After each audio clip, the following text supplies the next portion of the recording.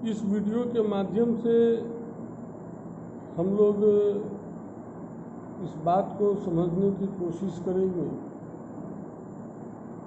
कि आगमन विधि के गुण और दोष क्या होते हैं।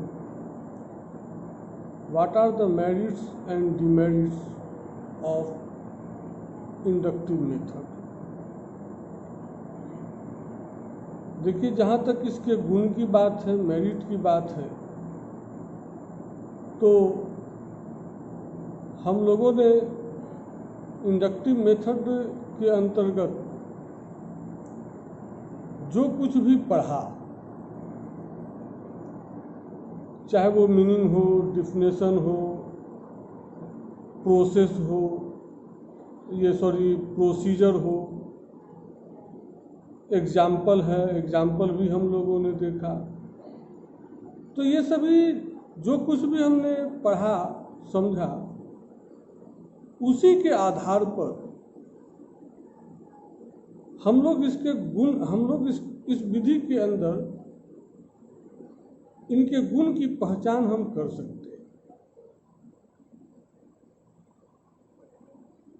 इसके जो सबसे पहला जो गुण होगा, इसका मेरिट है, हमने मीनिंग में चर्चा की थी कि this method is suitable for lower classes, कि यह विधि छोटे क्लास के बच्चों के लिए उपयुक्त है और उपयोगी है। ऐसा क्यों है, हमने इसकी भी चर्चा की। दूसरा, कि यह विधि विभिन्न उदाहरणों पर आधारित होती है। आप लोगों ने बहुत सारे एग्जाम्पल हमने इसके बारे में दिया है, इस विधि से संबंधित, तो आप जान रहे हैं कि यह विधि विभिन्न उदाहरणों पर आधारित होता है और इस विधि द्वारा प्राप्त ज्ञान अस्थायी तथा प्रत्यक्ष तथ्यों पर आधारित होता है।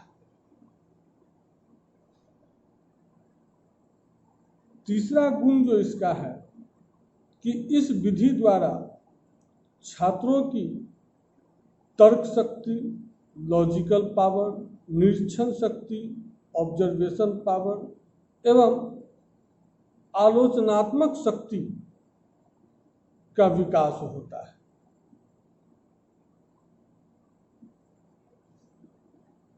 चौथा, इस विधि में छात्र स्वयं नियम की खोज करते हैं एवं स्वयं नियम की खोज करते हैं।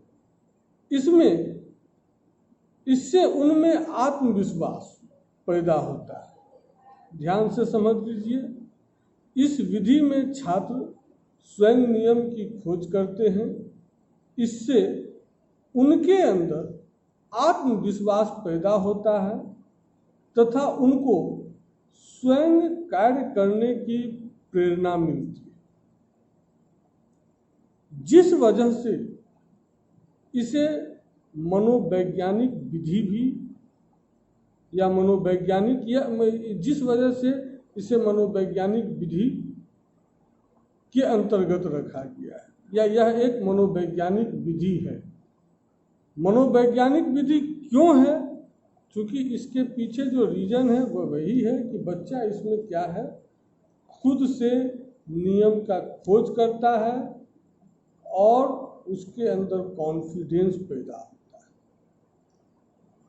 और उन्हें खुद से सीखने के लिए सीखने का मौका मिलता है।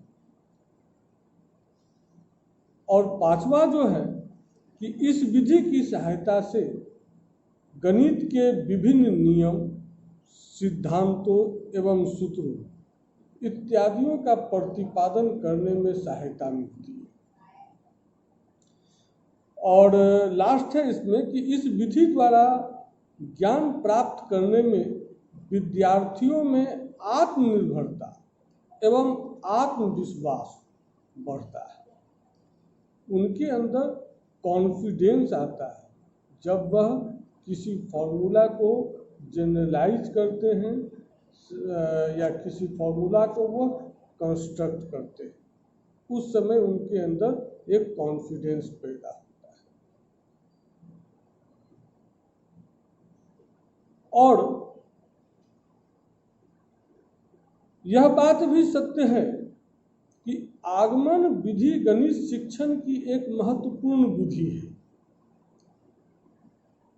बहुत सारी विशेषताएं होते हुए भी इन विधियों में या इन विधियों की कुछ सीमाएं हैं, कुछ लिमिटेशन है, कुछ दोष पाए गए हैं, पाए जाते हैं। तो अगर इसकी लिमिटेशन की बात की जाए, डिमेरिट की बात की जाए, तो इसमें सबसे पहला होगा कि इस विधि द्वारा बच्चे जो ज्ञान प्राप्त करते हैं उसे समय एवं परिश्रम दोनों अधिक मात्रा में लगते हैं, क्योंकि इस विधि द्वारा जो ज्ञान प्राप्त करते हैं या ज्ञान प्राप्त करने का जो प्रक्रिया है वो स्लो प्रोसेस में चलता है, धीमी गति से चलता है। और दूसरा है कि इस विधि में जो बच्चे नियम को जो बनाते हैं या मेकिंग जनरलाइजेशन, सामान्यकरण पर जब पहुंचते हैं, तो उसके लिए बच्चों को पर्याप्त बुद्धि, सूझबूझ एवं परिश्रम की जरूरत पड़ती है, जिस वजह से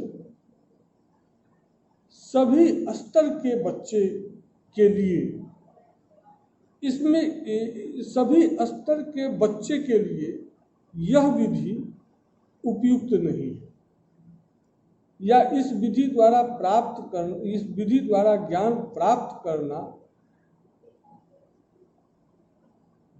हर स्तर के बच्चों के लिए उपयुक्त नहीं। जाहिर सी बात है, इंडिविजुअल डिफरेंसेस जो है एक बहुत बड़ा फैक्टर है, एक बहुत बड़ा कारक है जो कहीं न कहीं बाधा उत्पन्न करती है। उसके बाद तीसरा है कि इस विधि का सफलतापूर्वक प्रयोग करने के लिए अनुभवी एवं योग्य शिक्षक की जरूरत पड़ती है। ध्यान रखिएगा कि वर्तमान समय में हमारे देश में अनुभवी और योग्य शिक्षकों की कमी है, इसलिए इस विधि का प्रयोग वही शिक्षक कर पाते हैं या कर सकेंगे जो अनुभवी हो और योग्य हो। यह विधि, चौथा दोष जो इसका है कि यह विधि लोअर क्लासेस के लिए ही उपयोगी होता है, क्योंकि हायर क्लासेस के पाठ्यक्रम इतना विस्तृत होते हैं, इतना लेंदी होता है कि इस विधि द्वारा अगर ज्ञान प्राप्त कराया भी जाए बच्चों को, तो उनका जो सिलेबस है वो सही समय पर समाप्त नहीं हो पाएगा। पांचवा, नियमीकरण या आप कह सकते हैं सामान्यकरण के लिए, ये जनरलाइजेशन की बात कही जाएगी कि जनरलाइजेशन के लिए प्रत्यक्ष उदाहरणों का चयन, प्रस्तुतिकरण शिक्षक एवं छात्रों के लिए आसान काम नहीं है। देखिए, ये कहना ये चाह रहा है कि एक शिक्षक या छात्र जब मिल करके किसी नियम को बनाते हैं, तो उस नियम को बनाने के लिए कई तरह के एग्जाम्पल लेने पड़ते हैं, उदाहरण का चयन करना पड़ता है। तो कई तरह का एग्जाम्पल का चयन करना यह इतना आसान नहीं है, शिक्षकों के लिए भी और छात्रों के लिए। तो ये डिमेरिट है। और एक और डिमेरिट जो इसका ये है कि इस विधि द्वारा हर एक टॉपिक को या प्रत्येक टॉपिक को इस विधि के द्वारा आप नहीं पढ़ा सकते। यह भी उसकी एक दोष है इस विधि का। और अगला जो इसका पॉइंट है इसके अंदर कि यह विधि गिफ्टेड चिल्ड्रेन के लिए उपयुक्त नहीं है। देखिए, जिन बच्चों का IQ लेवल 110 के और 110 और 120 के आसपास अगर हो, तो वैसे बच्चों के लिए यह विधि बिल्कुल ही नहीं होता है। अगर आप इस विधि से वैसे बच्चे को पढ़ाइएगा, बच्चा क्लास छोड़ करके भाग जाएगा या वह पढ़ने में इंटरेस्ट नहीं लेगा कहीं न कहीं। इसलिए हमारे समझ से, हालांकि हमने कहीं बुक में देखा नहीं है इस चीज़ को, लेकिन हमारे समझ से ऐसा लगता है कि यह विधि जो है जो पुअर स्टूडेंट होते हैं उनके लिए ज़्यादा उपयुक्त होता है। और अगला है कि सभी टॉपिक को, इसकी हमने चर्चा कर चुके हैं कि सभी टॉपिक को इस विधि के द्वारा हम नहीं पढ़ा सकते। और लास्ट जो इसका दोष है वो कि इस विधि द्वारा प्राप्त परिणाम पूर्ण रूप से सत्य नहीं होते। उनकी सत्यता इस बात पर निर्भर करती है कि वह परिणाम कितने उदाहरणों पर आधारित है। क्योंकि कोई भी परिणाम या नियम जितने अधिक विशिष्ट उदाहरणों पर आधारित होता है, उसकी विश्वसनीयता एवं सत्यता उतनी ही अधिक होती है। देखिए, एक छोटा सा एग्जाम्पल हमने एक बिल्ली का दिया था कि बिल्ली अगर रास्ता अगर काट दे तो लोग उसको अशुभ मानते हैं और रुक जाते हैं, चलना नहीं पसंद करते हैं। देखिए, इस बात को आप इस तरह से समझिए कि सपोज कर लीजिए कि अगर एक आदमी के साथ ऐसा हुआ, तो एक आदमी के साथ अगर हुआ कि बिल्ली रास्ता काट दिया और उनके साथ कुछ घटनाएं घट गई,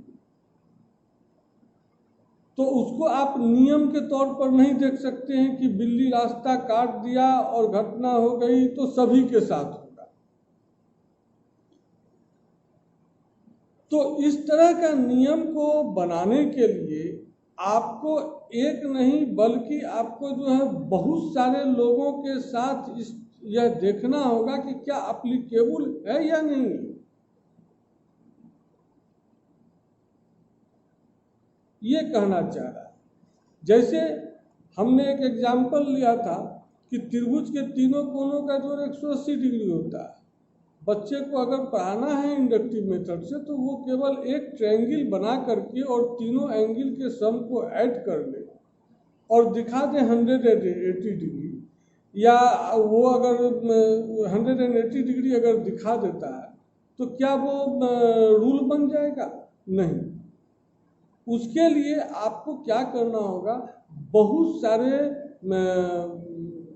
एग्जाम्पल उसके लिए आपको लेने होंगे, ठीक है ना। और क्योंकि एग्जाम्पल, जब तक आप बहुत सारे एग्जाम्पल को ले करके ही तभी आप क्या करेंगे, उसके अंदर की सिमिलरिटी को देखेंगे, एक रूपता को देखेंगे। क्योंकि केवल एक एग्जाम्पल के द्वारा, दो एग्जाम्पल के द्वारा आप एक रूपता देख करके उसकी पहचान आप नहीं कर सकते। तो यही ये कहना चाह रहा है कि इस विधि द्वारा जो प्राप्त परिणाम होते हैं पूर्ण रूप से सत्य नहीं होते, लेकिन कब सत्य होंगे वह इस बात पर निर्भर करेगा कि आपने परिणाम को प्राप्त करने के लिए कितने उदाहरण आपने लिया है, वह इस बात पर निर्भर करेगा। तो यह भी एक डिमेरिट इस विधि के।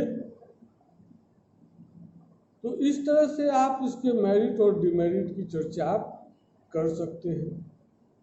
और नेक्स्ट वीडियो हमारा जब भी आएगा आप लोगों के साथ, तब फिर उसमें इसी के पेयर में एक दूसरा विधि है जिसका नाम है डिडक्टिव मेथड। हम उस विधि पर बात करेंगे अगले वीडियो में।